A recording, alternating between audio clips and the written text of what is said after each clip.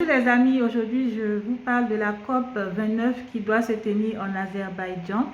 Et face à cela, de nombreux défenseurs des questions environnementales et des droits de l'homme s'insurgent contre le choix de ce pays qu'ils qualifient de pays qui foule aux pieds les droits de l'homme. Mais il y a aussi le positionnement de la France et de certains pays occidentaux en faveur de l'Arménie. Et ce pays, qui est l'Azerbaïdjan, a mené une guerre dans le territoire qu'on appelle le Haut-Karabagh pour recouvrer des territoires qui lui appartiennent selon le droit international. Et cela a suscité un conflit donc ouvert, une guerre symétrique qui est rare de nos jours, qui était rare avant le conflit qui oppose Israël au Liban par exemple. Mais c'était avant ce conflit et c'était rare de voir une guerre symétrique comme ça qui oppose deux nations. Ce conflit a vu des positionnements de certains pays en faveur de l'Arménie. Mais les territoires recouvrés par le Kazakhstan respectaient le droit international, même s'ils ont dû faire usage de la guerre. Et depuis, l'Azerbaïdjan et l'Arménie ont régularisé leurs relations. Ils sont en train de faire des efforts pour installer des relations plus cordiales. Et il y a même un accord, une proposition d'accord de paix qui a été envoyée par le ministre des Affaires étrangères de l'Arménie au pays qui est l'Azerbaïdjan. La dernière fois, je vous ai parlé de l'Albanie et de la manière dont l'Azerbaïdjan pouvait être le fer de lance des pays d'Asie centrale dans leur projet de devenir des États forts, un axe puissant dans le monde, un fer de lance pour implanter leur influence en Europe, dans les Balkans occidentaux et renforcer les relations, peser davantage dans leurs relations avec des pays comme le Canada. Et l'Azerbaïdjan dispose de plusieurs atouts. Je vous ai dit que la coopération entre les pays comme l'Albanie et plus largement des pays des Balkans occidentaux et l'Azerbaïdjan et les pays d'Asie centrale reposait sur plusieurs points. Il y a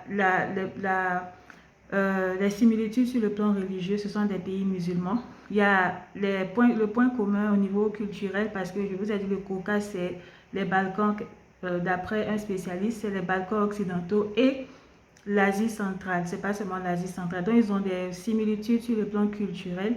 Il y a les liens historiques. Donc, pour renforcer leurs liens, il y a plusieurs aspects qui peuvent mettre en exergue, dont la coopération énergétique et le tourisme, en plus de ces points communs culturels, etc. Donc, la COP29, les gens pointent du doigt l'Azerbaïdjan, mais c'est un pays, comme je vous l'ai dit la dernière fois, qui fait beaucoup d'efforts pour s'inscrire dans le cadre d'un agenda vert.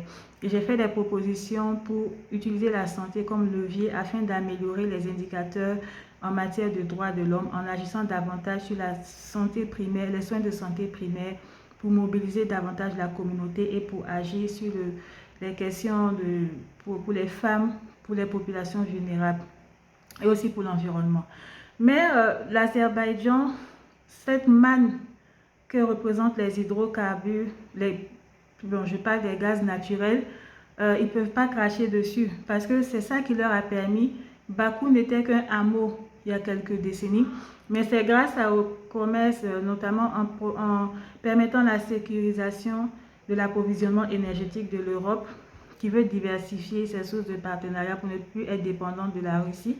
C'est grâce à cette manne des hydrocarbures et des gaz naturels que l'Azerbaïdjan a pu développer son pays au point de devenir cette ville futuriste, cette ville avec des gratte-ciel et tout qui abrite des événements même internationaux comme la COP29, même s'il doit faire davantage d'actions pour les questions d'égalité, de lutte contre la pauvreté, parce que ce sont des réalités aussi qui sont cachées par la prospérité, par le boom économique, mais il doit faire plus d'actions pour les pauvres, pour les plus vulnérables. Et j'ai donné la santé, par exemple, comme exemple de levier d'action. Donc, c'est grâce à, comme le disait le président de ce pays, c'est grâce à ce cadeau de Dieu, les gaz naturels, etc., qu'ils ont pu avoir ce boom économique parce que ça représente 70% de leurs exportations. Maintenant, qu'est-ce qu'il faut faire? Les encourager, à l'occasion de la COP29, à investir davantage dans les énergies renouvelables. Mais ça, ils le font déjà. Il y a le Cap Vert sous la mer Noire qui va approvisionner certains pays d'Europe en énergie renouvelable, dont l'énergie éolienne. Donc, ils font déjà des efforts et même s'il y a davantage d'efforts à mener dans le cadre de la lutte contre les inégalités sociales. Il faut aussi les encourager à développer le tourisme parce qu'ils veulent diversifier leur économie pour ne plus dépendre des hydrocarbures. Ils investissent dans l'agriculture, j'en ai parlé la dernière fois, dans la technologie, mais aussi dans le tourisme. Il y a le site culturel et historique de Yarnadag, parce que là-bas, là, le gaz le gaz naturel sort de la terre comme ça, tellement. C'est-à-dire le gaz naturel sort de la terre.